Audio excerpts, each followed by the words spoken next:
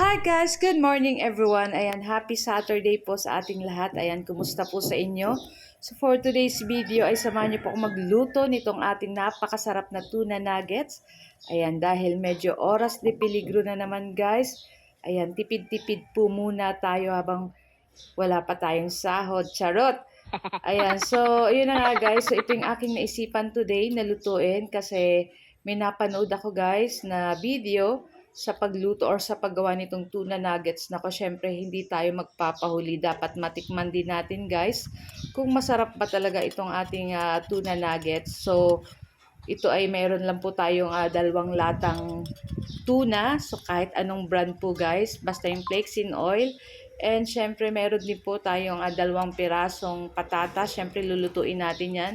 Palalambutin, lalagain, tapos tanggalan ng balat at imamas natin guys. So, gagamit din po tayo ng dalawang sky flakes. Siyempre, dudurugin po natin iyan at dalawang itlog. So, maglalagay po tayo dyan ng mga cornstarch na mga 1 to tablespoon para pampakrispy dito sa ating lulutuing tuna nuggets.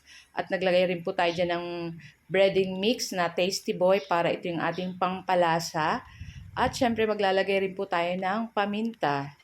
So maglalagay na rin po tayo ng salt dyan kung medyo matabang pa guys. So kayo na pong bahala kung ano po ang gusto nyo pong ilagay. Ayan. So pag ganito na po yung texture nitong ating tuna nuggets, ayan, ready na po ito pamprito guys. So ayan, at magpapainit na rin po tayo dyan ng ating mantika sa ating kawali. Ayan, pag mainit na po yung ating mantika, pwede na natin ilagay yung ating mga tuna nuggets. So kung meron po kayong hulmahan para iisang sukat lang yung ating mga tuna nuggets, ayan. Pero kung wala po, okay lang, basta kahit ganito lang, okay na yan. Ang importante guys, syempre dapat masarap.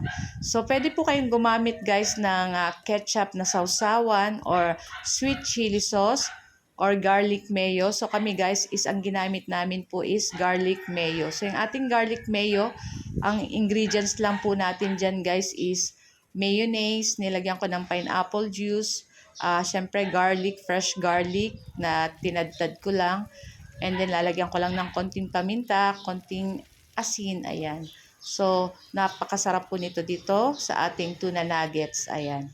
So, para hindi po magdikit sa ating kutsara, yung ating kutsara, itubog natin dyan sa mantika para hindi rin po tayo mahirapan sa paglalagay nitong ating tuna nuggets para hindi siya dumikit, ganon. So, ito yung ating second batch, guys. So, lulutuin lang natin yan side to side hanggang mag-golden brown. Madali lang naman po itong lutuin, guys. Ayan. So, kung gusto nyo pong matipid na ulam at masarap, nako, ano pang hinihintay nyo? Try nyo na din po itong lutuin. Nako, magugustuhan po iyan ng inyong mga anak. Kaya ako, guys, sabi ng mga 3 sons ko, ulitin ko pa rin daw uli ang pagluto nito at talagang nagustuhan nila, guys. So, guys, ayan na nga. At luto na yung ating tuna nuggets. So, madami po yan. Kaya lang, bago po namin itinikman na namin, ayan, marami po kaming naluto sa 2 latang tuna. So ito lang po ang aming video today at sana po ay nag-enjoy kayo. Huwag niyo po sanang kalimutan mag-like, comment at pa-share po ng ating video. So guys, thank you for watching and see you next video again. Ciao! Sarap!